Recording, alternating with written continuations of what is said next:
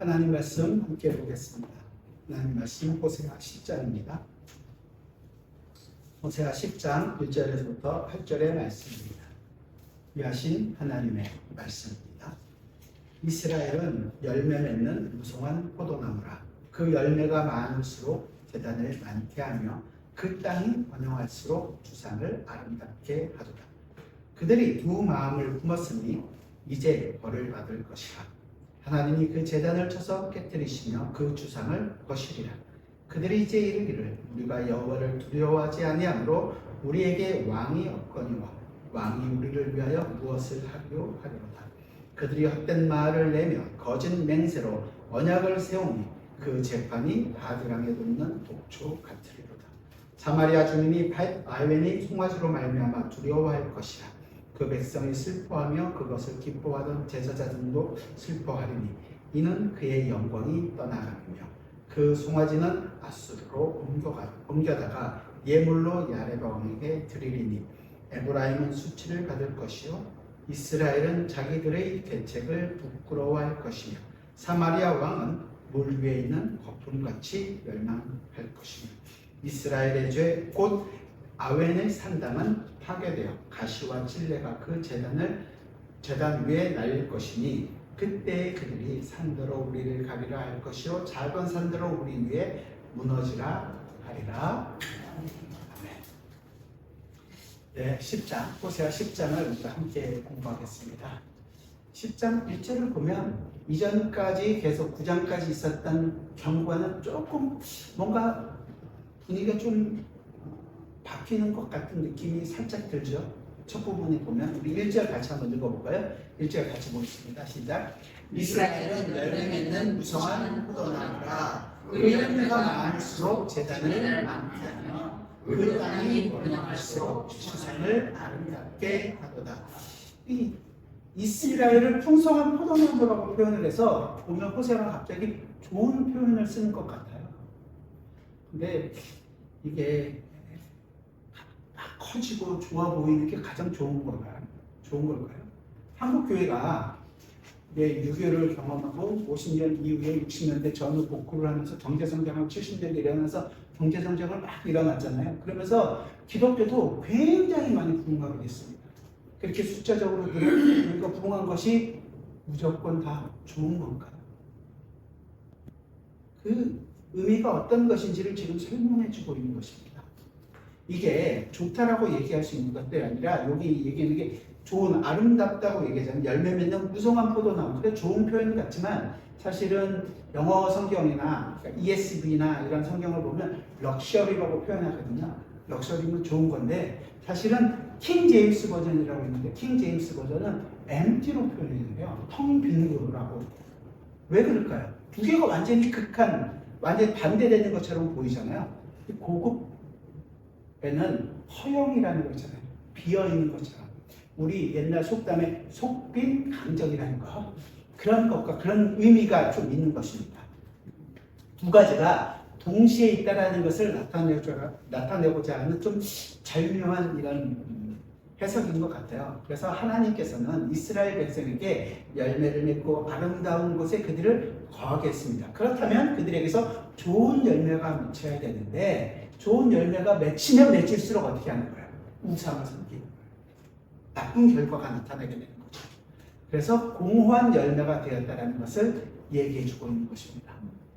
이스라엘 백성들이 하나님의 은혜를 입은 백성으로서 지금 살아가고 있다면 그들에게서 굉장히 좋은 열매가 맺혀야 되는데 그러지를 않고 그 열매가 맺을수록 어떻게 재단이라는 것은 하나님께 제사 지내는 것을 얘기하는 것이 아니라 우상에게 섬기는 그런 재단을 얘기하는 거예요. 그래서 그 땅이 아름다울수록 우상들을 아름답게 한다는 것입니다. 이스라엘 백성들이 하나님의 은혜로 말미암아 가나안 땅에 정착하여 살았습니다. 그래서 그들이 상업이 풍성하여지면 질수록 그들은 어떻게 되느냐면 하나님께 감사하고 이것은 하나님의 은혜로 우리가 매 순간 이렇게 살아가야 합니다라는 것을 알고 배우고 하나님을 섬기고 살아야만 했었는데 하나님을 예배하기는 것이 아니라 어떻게 되는 거예요? 상업이 풍성하여지면 질수록 우상 숭배가 더 심하여졌다는 것이죠. 그래서 하나님 은혜에 대한 우리 얘기로 하면 배은 망각한 짓입니다. 이스라엘만 이스라엘 못됐다 이런 것이 아니라 우리에게 고대를 적용해 볼까요? 우리는 어떤가요? 하나님은 우리 인생 속에서 한 번도 신실하지 않으신 적이 없습니다. 지금까지 하나님의 은혜와 사랑을 입고 우리가 살아왔습니다. 그런데 우리는요, 그 하나님께 합당한 예배와 합당한 감사와 합당한 경배를 드리면서 살아가고 있나요? 오히려 내 마음대로 안 된다고 하나님께 하나님 이러시깁니까? 원망하고 불평한 적이 훨씬 더 많았던 것이 바로 우리의 인생입니다. 이스라엘과 조금 더 다르지 않은 거죠. 왜 그러면 그들은 이렇게 하나님께서 원하시는 열매를 맺지 않고 하나님이 원하지 않는 열매를 맺고 살아가게 됐을까? 2절에서 아주 잘 나오게 되는 거죠. 그 원인이 2절 같이 한번 읽어볼까요? 같이 읽겠습니다. 시작. 그들이 두 마음을 품었으니 이제 벌을 받을 것이라. 하나님이 그 제단을 쳐서 깨뜨리시며 그 조상을 거스리라. 하나님께서 제단을 깨뜨리고 헐어버리시는데 그 이유가 뭐냐면 그들이 그렇게 한 이유가 처음에 얘기죠. 그들이 두 마음을 품었다는 거예요. 오늘 그래서 본문 오늘 설교 제목이 두 마음을 품었다라는 것인데 두 마음을 품었다는 것은 사실은 거짓된 마음으로도 번역이 가능합니다. 하나님을 향한 마음이 아니라 다른 마음을 품었다는 거예요. 우리는 보통 하나님도 섬기고 우상도 섬기고 이거라고 생각 두 가지 마음이라고 둘이라 그러니까 이렇게 생각하는데 그러지 않고 다른 하나님이 마음이 아니라 다른 마음을 품었다는 거예요. 거짓된 마음. 그 결과가 그들이 열매에서 하나님께서 원하지 않는 온갖 죄악의 열매를 맺고 있다는 거죠. 그래서 이게 두 마음이라는 것은 우리가 생각하고 있는 두 가지 마음, 두 가지의 마음이라고 자꾸 생각하는데 그렇지가 않다는 거예요. 그래서 쉽지만 굉장히 어려운 부분입니다. 이 성경에서 두 마음, 이거와 똑같은 표현을 했던 부분이 있습니다. 한번 찾아보겠습니다. 야고보서 1장입니다. 야고보서 1장 신약성경 371페이지.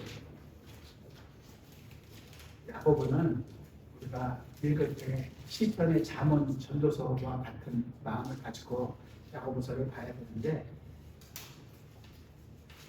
우리가 야고보서도 같이 공부할 날이 오겠죠. 야고보서 1장 5절부터 8절의 내용입니다.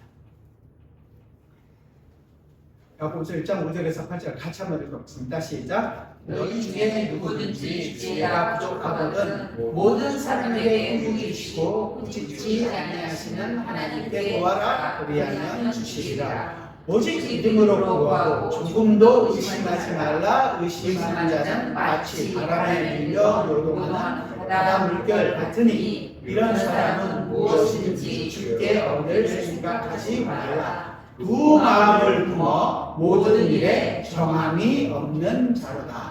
두 마음 나오죠? 두 마음을 품었다는 것이 의심하는 것과 관련되어 있고 뒤에는 정함이 없다는 거죠. 모든 일에 의심한다라는 것을 표현해주고 있는 것입니다.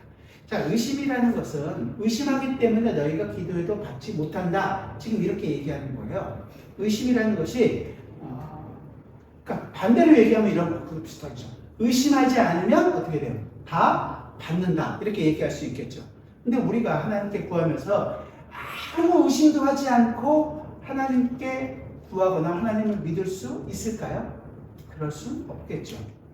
우리가 생각하고 생각하고 있는 의심이라는 것은 이것이 될까, 이것이 안 될까 하는 것이라고 생각하는 거예요. 그럼 그것은 우리 속에는 언제나 있죠. 왜냐하면 우리는 그게 될지 안 될지 잘 모르니까요. 그렇잖아요. 우리가 모르기 때문에 그것을 굉장히 이게 될까 안 될까 이런 생각을 하게 되는 것입니다. 자꾸 우리가 이것을 믿음이라고 생각을 하는 거예요. 이건 믿음이 아니라 사실은 신념인데 신념을 믿음이라고 생각하고 내가 얼마나 굳게 그렇게 될 거라고 생각했는가, 믿습니다 했는가 이것으로 생각을 하는 거죠. 그러니까 신념을 믿음이라고 생각을 하니까 의심을 신념이라는 그 개념을 가지고 보게 되면 무언가 다른 마음을 품는 것이라고 자꾸 생각을 하는 거예요. 그러다 보니까 두 마음을 품는다고 하니까 이제 두 가지 마음이라고 생각을 하는 거죠. 이 마음과 이랬다 저랬다 하는 것이라고 생각을 하는 거죠. 이런 마음이라고 이런 것을 의심이라고 생각을 하니까 실질적으로 접근 자체를 잘 못하는 거예요. 왜냐하면 우리는 말씀드린 것처럼 그 앞에 일에 대해서 잘 모르기 때문에 갈등할 수밖에 없어요. 갈등을 갖고 있는 것입니다. 기도할 때조차도 우리는 항상 갈등하고 그렇게 기도를 하죠. 성경은 이것을 의심한다고 얘기하는 것이 아닙니다. 우리는 그걸 의심이라고 생각하는데 그래서 내가 잘 믿지를 못한다. 그러니까 믿음을 신념의 개념으로 자꾸 생각하고 있는 거예요. 이렇게 되니까 목사가 공갈 사기치기가 너무 심한 거예요. 목사님 이렇게 기도했는데 잘 하나님께서 응답이 없습니다. 목사님 믿음이 좋은 목사님이 기도해 주시면 좋지 않을까요? 뭘 얘기하는 거예요? 응답을 받겠다는 게 목적이잖아요. 근데 그런 것이 기도의 내용이 기도의 목적이 아님에도 불구하고 우리는 자꾸만 그렇게 생각하고 목사도 거기에 대해서 공갈 사기치기가 너무 쉬운 거예요. 성도님의 믿음이 너무 작기 때문에 하나님께서 들어주시지 않습니다. 얼만큼 커야 되는 거예요? 얼만큼 믿어야 되는 거고 양으로 승부할 수 있는 것은 아니라는 거죠. 하나님이 중심이 되어서 기도가 되어야 되는데 우리는 하나님이 기도를 들어주시는 이유가 내가 얼마나 믿었느냐에 목숨을 걸고 살아가니까 이 기도를 자꾸 놓치는 거예요. 하나님께서 하나님 자녀의 기도를 들으실까요? 안 들으실까요? 반드시 들으십니다. 반드시.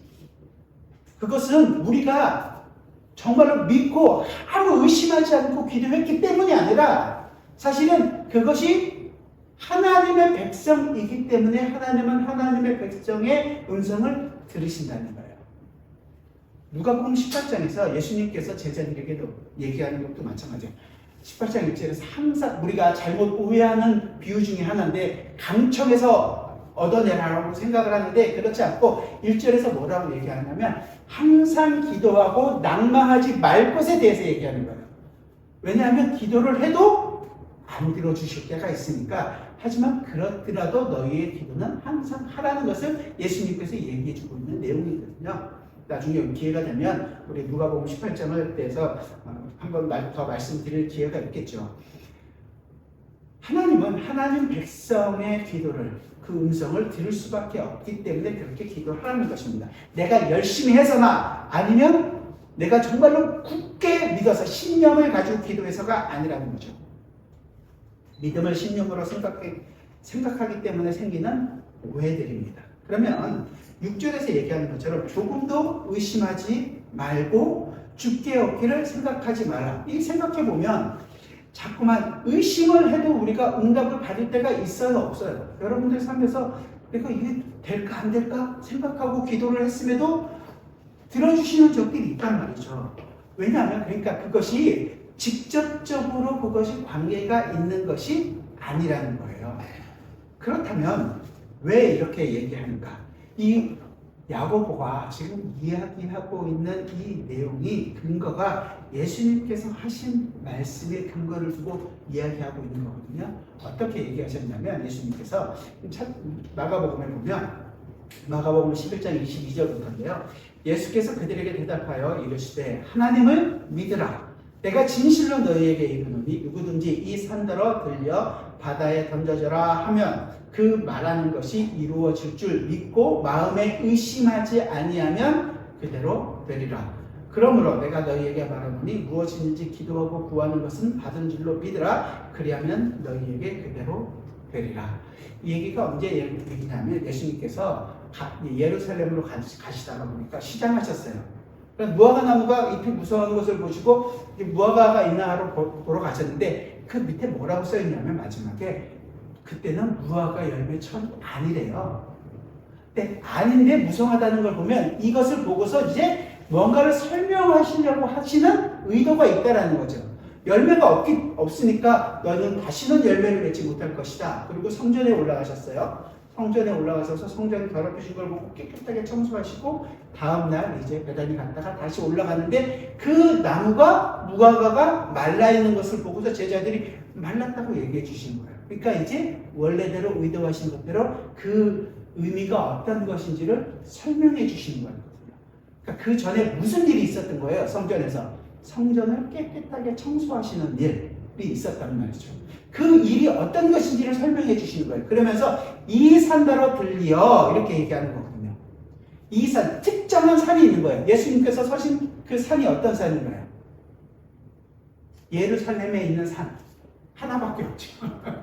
베다니에서 예루살렘으로 가는 그 시온산, 구약으로 얘기하면 모리아산이라고 얘기하는 바로 그 산입니다. 성전이 세워진 산이에요. 성전이 깨끗하게 치우신 그 일이라는 거죠. 그 내용은 뭐냐면 이 산이 우리가 역사적으로도 산이 들려서 바다에 빠진 적은 없습니다.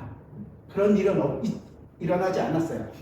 그 일이 있어야 된다는 것은 그 산, 이 산, 지금 예수님이 서 있는 이 산, 성전으로 대표되고 있는 이 성전이 빠져야 된다는 거죠. 한마디로 얘기하면 성전이 죽어야 된다는 것입니다. 너희가 이때까지 의지하고 있었던 그 율법, 그것이 죽어야 된다는 것입니다. 우리가 지난주 성경 공부하는 시간에 얘기했잖아요. 로마서 3장에서 그러나 이제는 율법 외 한의 뭐죠? 예수 그리스도. 이제 그 일을 하신다는 거예요. 너희가 그토록 의지했던 그 율법이 바다에 빠져야 된다는 거죠. 율법이 빠지는 율법의 시대가 죽고 이제는 은혜로 말미암아 예수 그리스도께서 오셔서 예수 그리스도께서 이 모든 일들을 이루실 것이고 아버지의 말씀을 온전히 순종하실 것이고 우리의 죄를 담당하셔서 십자가에 죽으실 것이고 그러므로 말미암아 우리에게 주어지고 있는 것은 이제 은혜로 주어지고 있다는 것을 알게 하는 은혜의 시대가 왔다는 것을 지금 이야기해주고 있다는 거예요. 바울의 표현으로 얘기한다면 우리가 그리스도 안에 이제 살아갔다. 이 얘기를 지금 하고 있는 것입니다. 그래서 그 그리스도 안에 있다는 것이 바로 이 믿음으로 구한다는 것이고 우리가 그 그리스도 안에서 구하기 때문에 그 구하는 모든 것들은 하나님께서 들으신다라는 것이고 그리스도로 말미암아 우리가 하나님께 아뢰고 하나님으로 그 하나님의 은혜를 우리가 경험하고 살아가고 있다는 것을 얘기해 주는 거예요.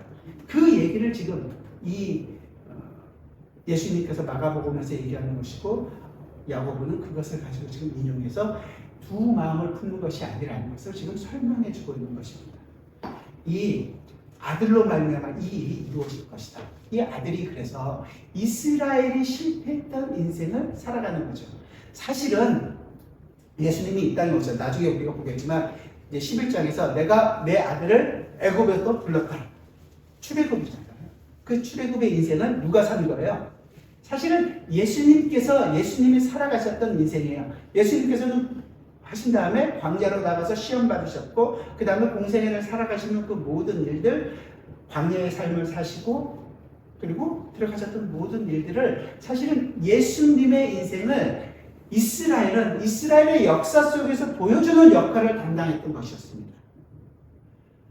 시간 순서상으로 우리가 보고 있는 시간 순서상으로는 이스라엘이 먼저고 그 다음에 예수님이 오셔서 예수님이 마치 이스라엘의 인생을 살아가는 것처럼 보이지만 사실은 존재론적으로 얘기한다면 누가 먼저 계시는 거예요? 예수님께서 먼저 계시는 거 아니에요? 영원전부터 계시는 분이시니까 그 예수님의 인생을 이스라엘이 살아내고 이스라엘이 이렇게 보여줘야 되는데 이스라엘은 결국은 성공한 인생이 아니라 실패한 인생을 보여주는 것이고 예수님께서 그 인생을 완성하심으로 말미암아 이것이 예수 그리스도만 가능한 일이구나라는 것을 우리가 알게 되는 것이고 예수 그리스도께서 온전히 완성하셨어.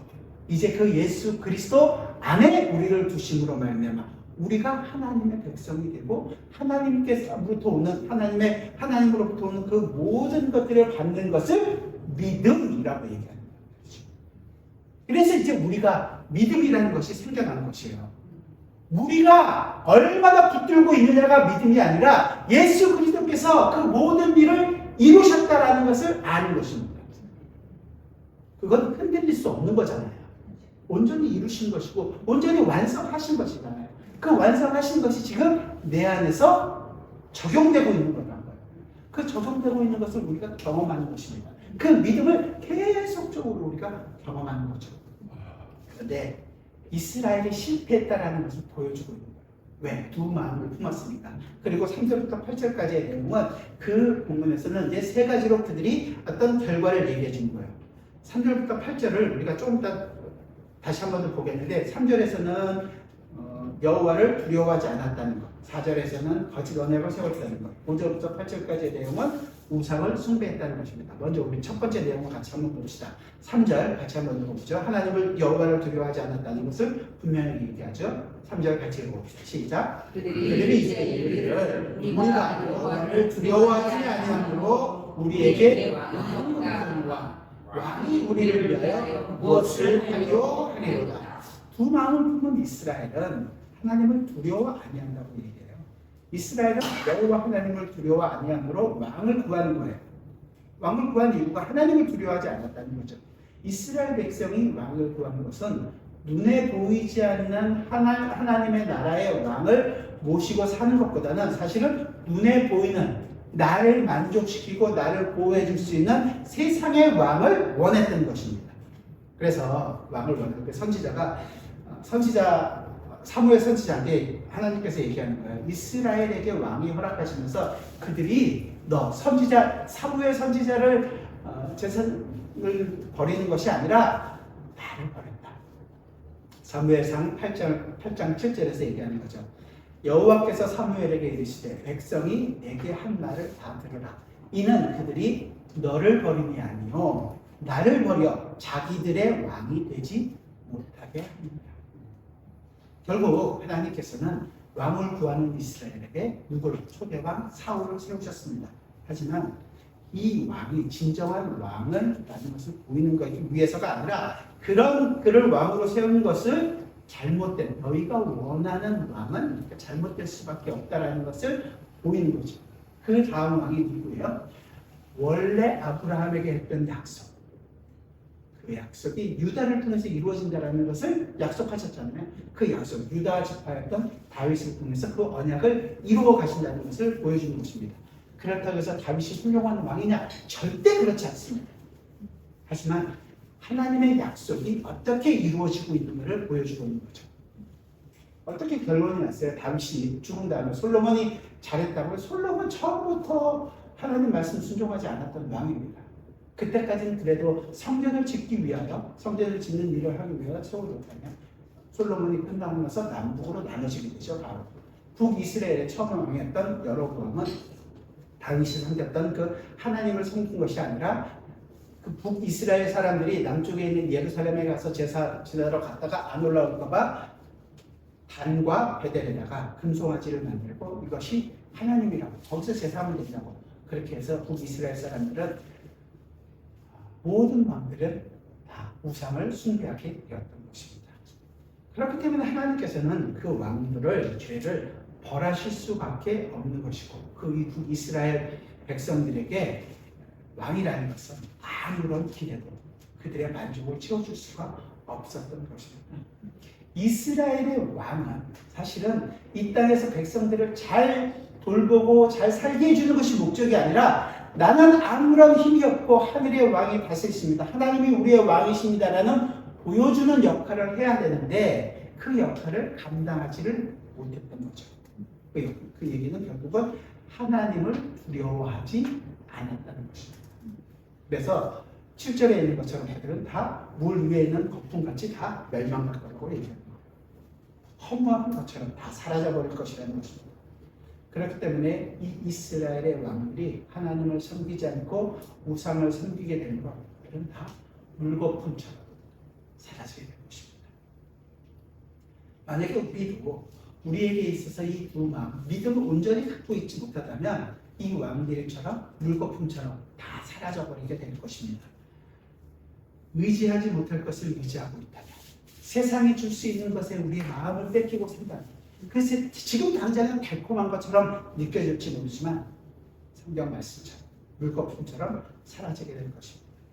우리의 눈에는 좋아 보이는 이 세상의 강한 힘, 모든 것을 우리를 만족시키는 돈, 권력, 이 모든 것들은 다 사라질 것들입니다. 물거품입니다.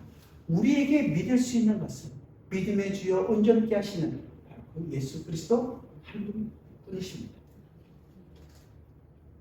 하나님을 의지하기보다 이스라엘 백성들과 같이 자꾸만 눈에 보이는 힘과 사람이나 세상 것들을 의지하고 살아가시겠습니까?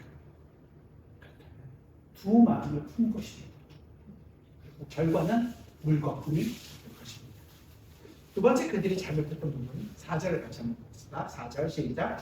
그들이 헛된 말을 내며 거짓 맹세로 언약을 세우니 그 죄악이 한 이랑의 복초. 여기서 헛된 말이라는 것은 입에 발린 말이죠. 입에 발린 말, 화려한 말, 여러분들 귀가 좋고 여러분들의 마음을 편안하게 해주는 듣기 좋은 말들을 가리킵니다. 그러면서 거짓 맹세를 하게 하는 거예요. 거짓 맹세라는 것은 거짓을 하지 않기 위해서 맹세를 하는 거잖아요. 이게 진짜라는 것을 증명하기 위해서. 그런데 그것을 통해서 거짓을 하기 위해서 맹세를 하는 거예요. 그러면서 언약을 세우는 거죠. 어떻게 이것이 하나님의 백성이라고 얘기할 수 있겠습니까? 그 결과는 삶은 밥이랑에서 나는 독초, 즉 독한출, 먹으면 죽음으로 가게 되는 그런 풀이라는 거예요. 그래서 아무리 일을 해도 먹을 수 없다는 거죠. 우리의 고난이 고생이 그렇게 삶이 고달픈 삶을 매 순간 살아갈 수밖에 없다는 것을 보여주는 것입니다. 이스라엘이 살기 위하여 주변의 강대국들과 그렇게 언약을 맺어도 결국은 그들이 배신하고 그들의 포로가 되고 다 끌려가게 되고 다 흩어지게 되는 그런 상황이 되어버리는 거죠. 외국뿐만이 아니라 안에서도 서로 잡아먹고 이렇게 되는, 약속을 깨어버리고 서로 믿을 수 없는 그런 삶을 살아가게 되는 것입니다. 이 모든 것들이 두 마음을 믿음이 없는 결과로 나오게 되는 현상입니다. 뭔가 사기와 거짓이 가득하게 되고 하나님의 언약을 받은 백성들의 모습이 바로 이런 모습으로 살아가는 그런 지경이 되는 것이죠. 사실은 하나님과 이웃 앞에서 우리가 진실하게 다른 것은 다르다고 얘기하고 아닌 것은 아니다고 얘기해야 되는데 자기 만족에 따라서 이렇게도 바꾸고 저렇게도 바꾸고 이렇게도 맹세하고 저렇게도 맹세하고 자기 이익을 위해서 모든 것을 남들을 속이는 것입니다. 그렇기 때문에 하나님의 심판이 임하지 않고서 그들 스스로 독초와 같은 삶을 지금 살아가고 있는 것이죠. 우리도 지금 이 부분에서 결코 자유롭다고 얘기할 수는 없는 것입니다. 이 호세아 선지자의 경고를 듣는다면 우리가 어떤 사람인지를 알고 돌이켜야 될 것이죠. 마지막 세 번째 그들의 잘못이 어떤 건가? 5절부터 8절까지 같이 한번 읽어봅시다. 시작. 사마리아 주민이 벳아웬의 송아지로 말미암아 두려워할 것이라. 그 백성이 슬퍼하며 그것을 기뻐하고 제사장들도 슬퍼하리니 이는 그의 영광이 떠나가며 그 송아지는 아수르로 옮겨다가 예물로 아레방에게 드리니 에브라임은 수치를 받을 것이요 이스라엘은 자기의 계책을 부러워할 것이며 사마리아 왕은 물 위에 있는 거품같이 멸망할 것이며 이스라엘의 죄 곧 야훼의 상당은 파괴되어 가시와 찔레가 그 제단 위에 날 것이니 그때 그들이 산더러 우리를 열리라 작은 산더러 우리 위에 무너지라 하리라. 이 우리가 베델 아닌 하나님의 집이 벳아웬 마귀의 집이 되어버려서 그들을 송아지를 두려워한다는 것은 우상을 섬기고 있다는 그런 얘기를 하고 있는 거예요. 이스라엘 백성들이 금송아지를 섬기면서 그 금송아지가 하나님이라고 지금 얘기하며 섬기고 있다는 거죠. 입술로는 행동으로는 하나님을 섬기고 있지만 사실은 어떤 거예요? 우상을 섬기고 있는 것이었습니다. 북이스라엘은 진짜로 금송아지를 만들고 그들을 만들어 섬겼습니다. 이 우상 섬기는 것에 대해서 하나님께서는 심판을 하지 않으실 수가 없었던 거죠. 그렇게 심판을 하게 되면 그 금송아지로 인하여 기뻐하던 백성들과 제사장들이 슬퍼하게 됩니다. 영광이 떠나가게 될 것이기 때문입니다. 금송아지가 무너지면 그로 인하여 기뻐하던 모든 사람들이 다 슬퍼하게 될 것입니다. 그리고 그 금송아지 자체도 압수르로 빼앗겨져서 아레방에 선물로 주어지고 결국은 그들을 섬겼던 모든 것들이 그들에게 수치로 다가올 것이라는 것을 이야기해주고 있는 것입니다. 이 이스라엘 백성들은 그 우상 섬긴 일로 인해서 그들은 멸망을 당하게 됩니다. 그들의 금송아지가 그들을 구원하지 못한다는 것을 알 때는 이미 그들은 어떻게 된 거예요? 심판을 받고 있는 거죠. 이것이 두 마음을 품고 있는 이스라엘의 모습입니다. 어쩌면 우리의 모습과도 조금 더 다르지 않죠. 그 근소마지가 나를 지켜줄 수 있을 것 같은 나의 그 권력들, 내가 명예들, 나의 돈들, 나의 가족들, 내가 이렇게 지키고 있는 이 사회, 이 모든 것들이 나를 잘해줄 거라고 생각했던 그 근소마지가 사실은 누가 왕인 거예요. 왕이 없는 것이 아니라 내 자신이 왕인 거죠. 나를 위하여 이 모든 금송아지도 필요한 것이고, 나를 위하여 다른 모든 것들도 필요한 것이고, 나를 위하여 하나님께는 제사도 드려주는 것입니다. 결국은 1절에서 얘기하고 있는 중간에 보면 열매가 없는 포도나무라 자기를 위해서 그 열매가 많을수록 제단을 많게 하고, 자기를 위해서 그 땅이 번영할수록 주상을 아름답게 한다는 거죠. 나를 위해서 살아간다는 거죠. 결국 우리가 계속 얘기했던 두 마음을 품었다는 것은 사실은 하나님께 대한 마음을 품지 않고 내가 왕이 되어서 내 자신이 하나님이 되고자 했던 그 마음을 이야기하고 있는 것입니다. 하나님의 백성은 결코 이런 마음을 가질 수가 없겠죠.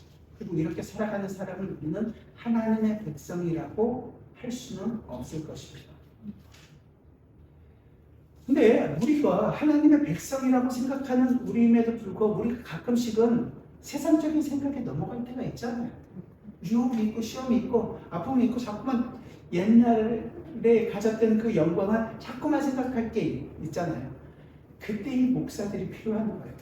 목사는 뭘 잘해서가 이 자리에 있는 것이 아니라 먼저 매 맞고 돌아와서 그렇게 하면 안 됩니다. 맞아보니까 힘이 듭니다. 어렵습니다. 라는 것을 얘기해 주는 사람일 뿐이에요. 바르게 갑시다. 라는 것을 얘기하는 거예요. 그러니까 목사가 계속 이렇게 얘기할 때 좋은 말을 할 때 돌아오시란 말이죠. 그 길이 아니라는 것을 알았다면 돌아오세요. 그래서 예수 그리스도 안에 있다라는 것을 자꾸만 확인하고 그리스도와 함께 그리스도의 인생을 우리 삶에서도 살아가도록 얘기하는 게 목사의 일입니다.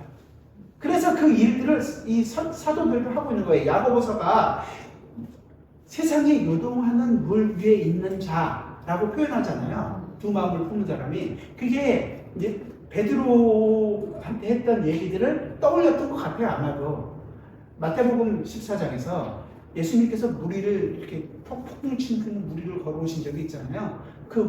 걸어올 때 귀신인 줄 알았어요. 배 위에 있던 제자들은. 그런데 예수님이라고 얘기했더니 그러면 베드로가 나로 하여금 걷게 해달라고 내려오라고 예수님께서 베드로를 불렀어요. 베드로가 딱 물에서 내려갔을 때 예수님께서 서핑 보드를 깔아주셔서 안 빠졌나요? 예수님 안에 있기 때문에 그는 빠지지 않았습니다. 그런데 어떻게 했어요? 베드로가 눈을 예수님께 둔 것이 아니라 파도에 뒀을 때 빠졌습니다. 그때 나 좀 잡아주세요. 흔들리는 파도에 눈이 돌아가는 거죠. 예수를 믿고 있어도 우리는 자꾸만 흔들리는 파도에 눈이 돌아갈 때가 있습니다. 그럼 빠지는 거예요. 빠질 때 예수님께서 놔두시나요? 베드로가 손잡아 달라고 해서 잡아주신 것이 아니라 그의 인생이 어디에 있다는 것을 예수님은 반드시 그의 손을 잡고 알게 해주신다는 거죠. 그래서 알게 되는 거예요. 우리의 인생이 예수 그리스도 때문에 안전하다는 것을. 세상은 오늘도 우리를 덮어 씌울 것입니다. 큰 풍랑으로 우리를 흔들 것입니다. 우리를 넘어뜨리려고 할 것입니다. 하지만 우리가 예수 그리스도와 함께 있다는 것을 안다면, 그 예수 그리스도 안에서 우리가 안전함을 안다면 어떤 파도가 와도 우리는 걱정할 것이 없다는 거죠. 이 파도가 와도 안전하다는 것을 안다면 파도가 높으면 뭐가 있는 거예요? 훨씬 더 스릴 있고 짜릿하지 않겠습니까? 안 그래요? 그러니까 고난이여 와라, 고생이여 와라, 제발 그렇게는 마시고요. 그렇게 여러분들이 기도하지 않아도 세상에서 여러분들을 흔드는 고난과 아픔은 너무도 많습니다. 하지만 우리가 그 고난이 왔을 때 예수 그리스도 안에 있기 때문에 내가 안전하다는 것은 그 사실은 변하지가 않는 거예요. 우리의 인생이 이제 그리스도와 함께 죽고 그리스도와 함께 살아가는 인생이 되었습니다. 마지막으로 우리 갈라디아서 2장을 한번 찾아봅시다. 갈라디아서 2장 20절입니다.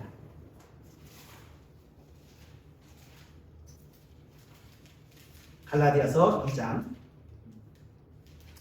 20절 머릿속에 항상 생각하시고 항상 마음에 두시고 살았으면 하는 구절입니다. 갈라디아서 2장 20절 같이 읽겠습니다. 시작. 내가 그리스도와 함께 십자가에 못 박혔나니 그런즉 이제는 내가 사는 것이 아니요 오직 내 안에 그리스도께서 사시는 것이라. 이제 내가 육체 가운데 사는 것은 나를 사랑하사 나를 위하여 자기 자신을 버리신 하나님의 아들을 믿는 믿음 안에서 사는 것이라. 아멘. 예수 그리스도를 믿는 믿음 안에서 사는 게 그리스도와 함께 내가 죽고 그리스도 안에서 내가 살아가는 것이라고 분명히 얘기하는 거잖아요. 무덥고 비도 오고 짜증나는 일이 많고 아침에 일어나면 몸도 이제 예전 같지 않고 하지만 그 예수 그리스도가 나와 함께 살아간다는 것을 이제 안다면 그 하루를 어떻게 살아가야 할지를 여러분들이 스스로 고민을 하시라는 얘기죠.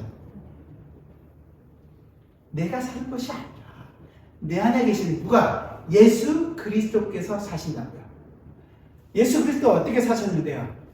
나를 살리기 위해 자기 자신을 버리셨잖아요. 그러니까 우리도 우리 인생 속에서 이제 내가 원하고 내가 그렇게 갖고 싶고 내가 그렇게 원했던 그 모든 삶들을 버리고 예수 그리스도 안에서 예수 그리스도와 함께 살아가는 인생을 살아간다는 말이죠. 예수님 자신은 십자가에서 죽으시면서 자기의 모든 것들을 다 내어주셨습니다. 그렇다면 우리도 우리 인생 속에서 우리의 모든 것들을 내어주는 삶을 살아가는 것이 성도의 인생인 것이죠.